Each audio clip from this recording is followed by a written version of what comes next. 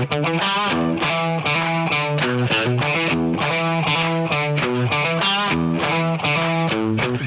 is Top Shelf, the KIJHL podcast. I'm Mark Barry with a very special edition. If you have a high-level athlete in your life, or you are a high-level athlete, doesn't matter what sport, whether it's hockey, soccer, baseball, competitive skiing, or gymnastics, you'll want to listen to our guest, Andrea Manning-Kroon from Next Shift Network. For so many athletes who have dedicated years and years to their sport, the end of their competitive days can come quickly. An injury, getting cut, or aging out. Then what? The end can be devastating to the athlete and to their families, leading to depression and lost years. Andrea's group connects athletes and their families to professionals and former athletes who understand the process, who've lived it. Andrea is next on Top Shelf.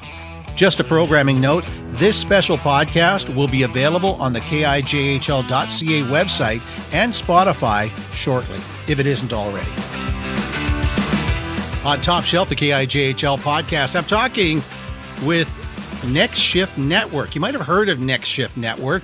It's an organization that, and Andrea's going to correct me if I got this wrong, that connects players that may be leaving the sport to other avenues of support. I'm not quite sure I got that right. Andrea Manning-Kroon is now with me. Andrea, did I get that right at all? I think you got that mostly right. Thanks for having me on. Obviously, that's first and foremost a big thank you from Next Shift. We appreciate your time and the attention. As far as what we do, yeah, you've got part of that right for sure. I think the other dimension, in addition to sort of helping athletes, players, hockey players in this instance, sort of identify the competitive skills they have and leverage those into life after sport. We also want to partner with those athletes while they are competing to make sure that they can sort of maximize and optimize their sporting skill and mindsets while they're competing. So we want to help people have personal bests. This is one of our taglines, help them have personal bests while they're competing, but then prepare them for personal nexts that are going to be after competition. Yeah, I talked with you, it was over a year ago. Your organization is more about putting athletes in contact with the resources they need, if I got that right? Yeah, truly. Yep. We would be the connector for sure. So we would get a question or a concern in from an athlete or a parent or team, trainer, all sorts of people bring these things forwards. And then we take that question or concern and we sort of triage it. So say, okay, you know what, who would be the best resource? Who would be someone with the tools to address this particular concern or question? And then we put the player or the team, whatever the case may be, in touch with those members of our network. So yeah, we are kind of a big connector. I want to break this into two segments because I do want to talk about athletes that are currently high-level athletes, but I also want to talk about those athletes that, for whatever reason, are no longer in the sport. And I went through this with a relative where he was a high-level hockey player. He got seriously hurt. He came back from that, but his career was never the same. And his relationship with the game was never the same. When he got out of junior hockey, he was a lost soul for at least 2 or 3 years. Is this where your organization really comes to the rescue of young men like that? Yeah, absolutely. And you know what I would say, if I had to sort of identify the genesis of our organization, it's exactly situations like that. And it's having observed situations like that with high-level athletes, hockey players in particular, where, sort of the end has come not the way that maybe you saw it was going to come, or you hadn't even thought about the end of your sporting career and life, and then it hits you in the face. And nobody was talking about what comes after. You are unsure and sort of bewildered as to, the grief that you feel having lost something, that was incredibly sort of affirming and of value and gave your life purpose. Nobody talks about that stuff until you're sort of up to your eyeballs in it. So yeah, we really just noticed a real lack of sort of preparation and even recognition of the fact that, hey, transitioning away from something that you've devoted massive amounts of time and energy it is difficult. Like it requires certain steps to be taken, and you get to feel crappy, like it's a hard thing, and you can feel grief and you can feel anger and you can feel bewildered. Right. But all of that being said, what we want to see is resources in place to help you navigate after that, right? Like feel all of those things, and that's legit, totally legit. But then understand that, hey, you know what? All of the things that made you an elite athlete and someone who was, purpose-driven and goal-oriented and was able to manage your time and focus your effort, all of those tremendous skills can be leveraged and transferred into life beyond sport. It's going to make you a good human being outside of sport. And I think that's a message we really want young athletes to hear, because they're under a tremendous amount of pressure to perform at very high levels at very early ages. And if someone's not also saying, hey, you know what? Do you, but understand that you is going to look different when you're not, front and center with your sport. But all of these things that make you good at this are also going to be applicable to your life beyond, the field, outside the arena, all of those sorts of things. So yeah, we really, really would like to get that message out to young athletes, so that sort of the bewilderment and the feeling lost phase is a really brief one for athletes who are transitioning into life beyond sport. I see you guys as time savers, because when I look at these young athletes, they can go 2-3 years before they figure it out. And those are tough years on not just them, but their family and their mental psyche. Just giving them a boost in the right direction, and recognizing that they got to where they were in their sport because of who they are.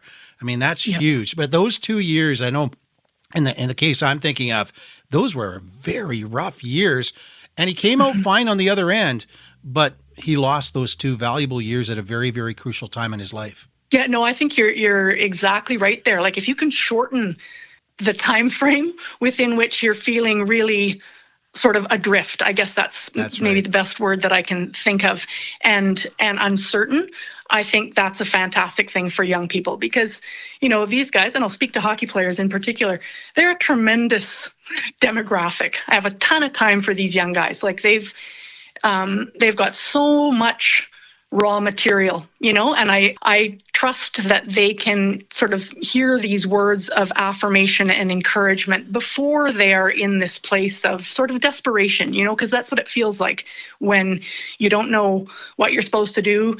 You have all this time in your hands and nobody's telling you what to do. You don't know sort of how your performance is being measured anymore. All of the things that made sort of being a high-level performer sort of familiar and maybe easy, sort of all those things are taken away when you're no longer doing your sport 24/7. And so, just to encourage people and give them some of the tools and frameworks that they can use to make that transition period, as you say, the hard part a little shorter, but then the rest of it much more successful. That's what we want to do. That's where you started from. That's where the organization Next Shift Network started from. You've morphed into something else.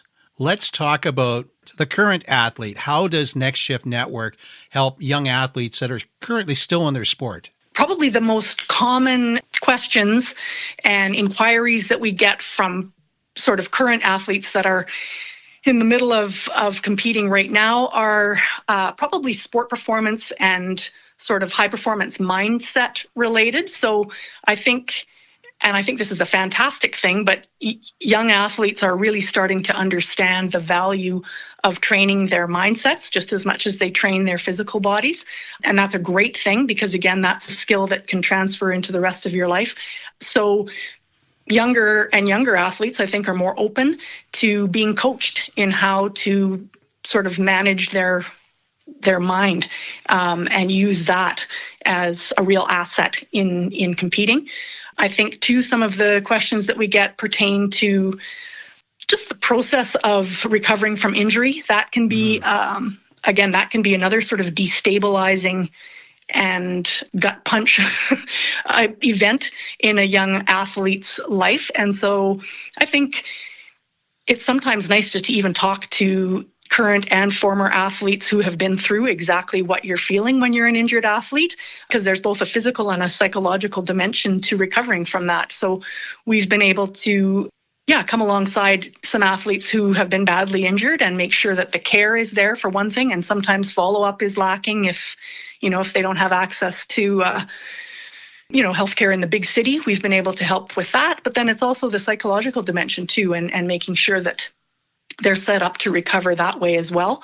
And then I think the other thing that we often hear is just in this sort of interpersonal dimension of being a competitor, right? Like you are working with teammates, you're working with yourself, and you're working with coaches and organizations, right? And sometimes the motivations and values of those different parties don't line up the way you think they might. And so we've been able to just come alongside some athletes who are maybe struggling a little bit with player-coach relationships, or you get cut unexpectedly and you're sort of left twisting in the wind, and who do you reach out to, and does anybody know what you're feeling like? All of those sorts of things, both the unexpected and the expected things that happen in competitive sport.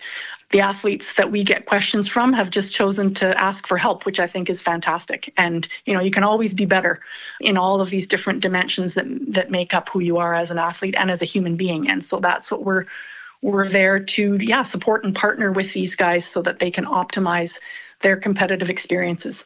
Andrea, there's a real simple way to get a hold of Next Shift Network, and I'm going to pass it on. You can pass on other contact ways in just a moment, but you go to the KIJHL.ca website. So you head over to the KIJHL.ca website. You go up to the very top.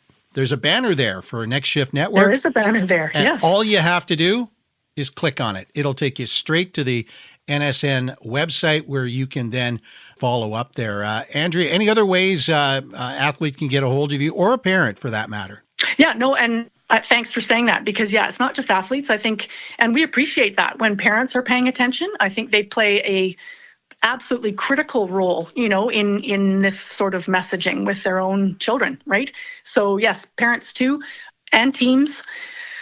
Our website is probably the easiest way. We're also on Instagram at Next Shift Network, and we're on X or Twitter, NXT Shift Network. So those are the three easiest ways, and absolutely the KI website and the banner at the top is extremely seamless and easy to connect with us that way. Andrea Manning-Kroon is with Next Shift Network. Thank you very much for joining us. My pleasure. Thank you.